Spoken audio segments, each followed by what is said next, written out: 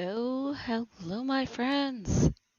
Um, this next book, I want to give a shout out to two very special little girls that I know. They told their mom to suggest the Polar Express. And I want to shout out to Leah and Rebecca for giving the suggestion of the Polar Express.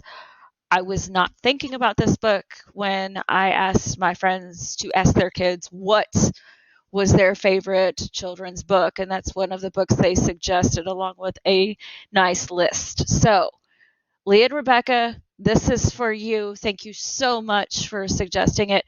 Now it's time to get started with the book. So, The Polar Express,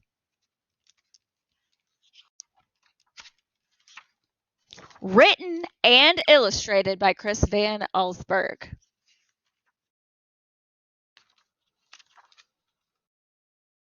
On Christmas Eve, many years ago, I lay quietly in my bed.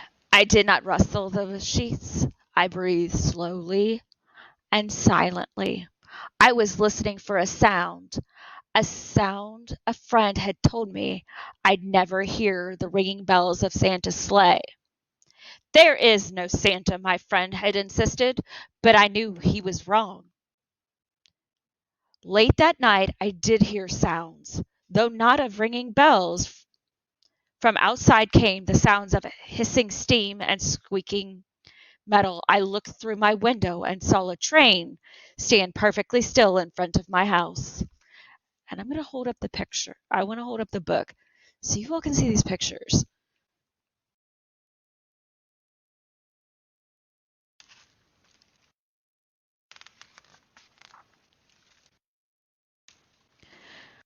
It was wrapped in an apron of steam. Snowflakes fell lightly around it. A conductor stood at the open door of one of the cars. He took a large pocket watch from his vest, then looked up at my window. I put on my slippers and robe. I tiptoed downstairs and out the door. All aboard! The conductor cried out. I ran up to him. Well, he said, are you coming? Where? I asked. Why, to the North Pole, of course, was his answer. This is the Polar Express. I took his outstretched hand and he pulled me aboard.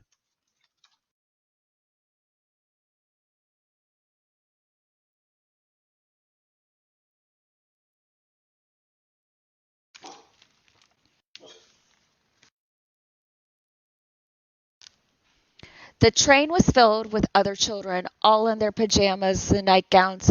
We sang Christmas carols and ate candies with nougat centers as white as snow. We drank hot cocoa as thick and rich as melted chocolate bars. Outside, the lights of towns and villages flickered in the distance as the Polar Express raced northward.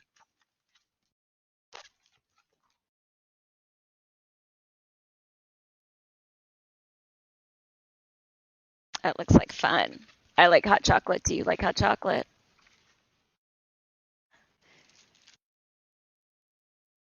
Soon there were no more lights to be seen. We traveled through the cold, dark forest where lean wolves roamed and white-tailed rabbits hid from our train as it thundered through the quiet wilderness.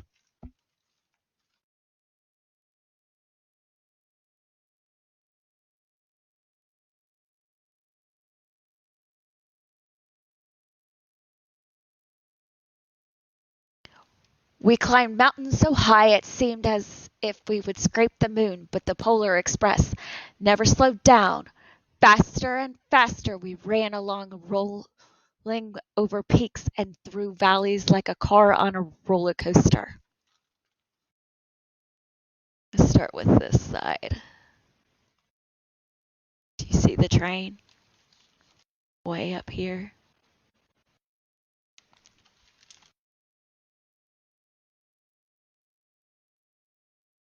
The mountains turned into hills, the hills to snow covered plains. We crossed a barren desert of ice, the great polar ice cap. Lights appeared in the distance. They looked like the lights of a strange ocean liner sailing on a frozen sea. There said the conductor, is the North Pole.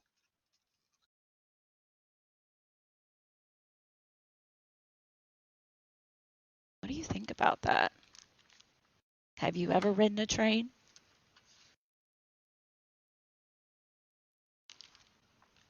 The North Pole. It was a huge city, standing alone at the top of the world, filled with factories where every Christmas toy was made.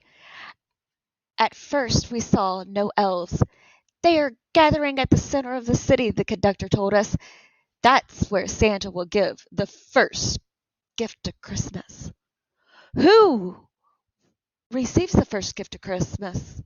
We all asked. The conductor answered, he will choose one of you. Here's the city. What do you think? Who might get the first gift of Christmas? Look, shouted one of the children, the elves. Outside, as we saw hundreds of elves. As our train drew closer to the center of the North Pole, we slowed to a crawl. So crowded were the streets with Santa's helpers. When the Polar Express could go no further, we stopped and the conductor led us outside. See all these? That's not snow. That's the elves. Let's get a little closer.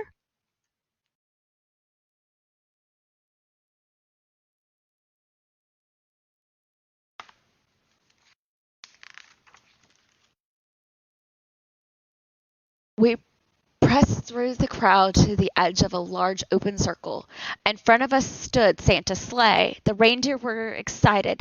They pranced and paced, ringing the silver sleigh bells that hung from their harnesses.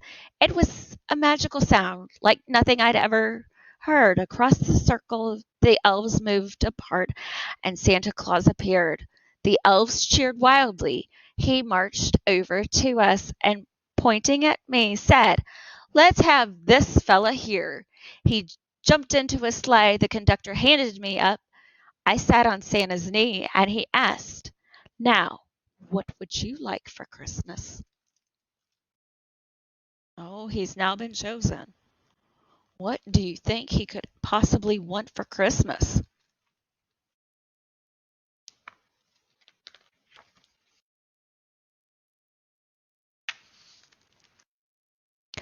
I knew that I could have any gift I could imagine, but the thing I wanted most for Christmas was not inside Santa's giant bag. What I wanted more than anything was one silver bell from Santa's sleigh. When I asked, Santa smiled, then he gave me a hug and told an elf to cut a bell from a reindeer's harness. The elf tossed it up to Santa. He stood holding the bell high above him and called out, "The first gift of Christmas." Reindeer. And you see he's holding up the bell.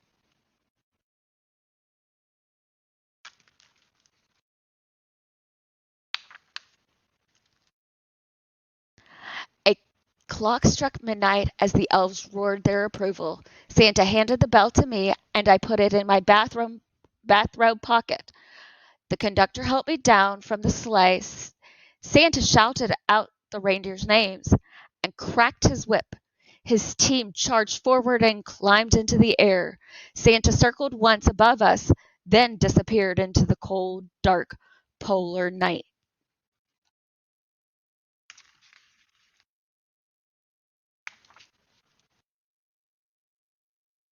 As soon as we were back inside the Polar Express, the other children asked to see the bell. I reached into my pocket, but the only thing I felt was a hole. I had lost the silver bell from Santa Claus's sleigh. "Let's hurry outside and look for it," one of the children said. But the train gave a sudden lurch and started moving. We were on our way home. And I don't think I showed you. Let me turn back the page for a second. Look at the details of these pages.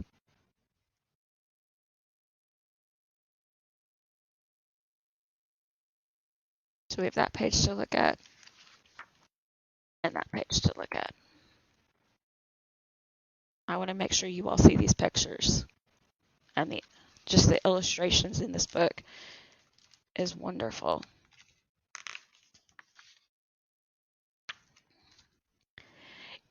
It broke my heart to lose the bell. When the train reached my house, I sadly left the other children. I stood at my doorway and waved goodbye. The conductor said something from the moving train, but I could not hear him. What? I yelled out. He cupped his hands around his mouth and said, "Merry Christmas!" He shouted. The Polar Express let out a loud blast from its whistle and sped away.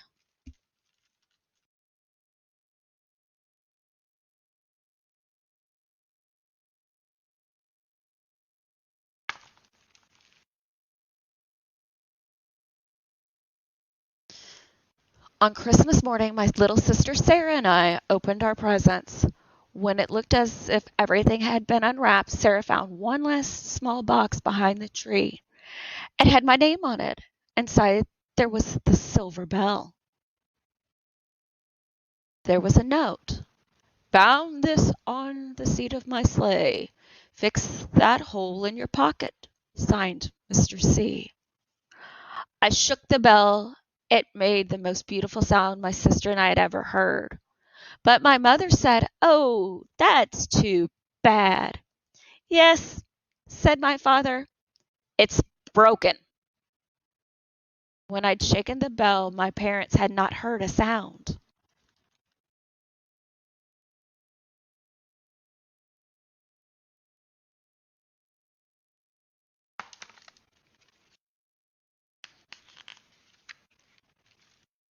At one of at one time most of my friends could hear the bell, but as years passed, it fell silent for all of them.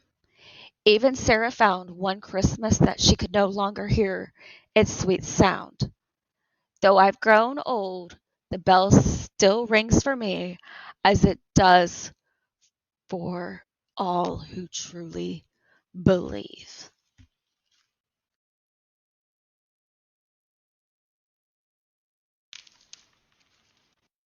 So thank you, Rebecca and Leah, for that great book suggestion. Now, it's a popular movie, but it's also a popular book. Can you name how the book and the movie are similar? Or can you name how they're different? Leave me some comments to let me know what you think of the movie and the book. See if you can name how many things you can find.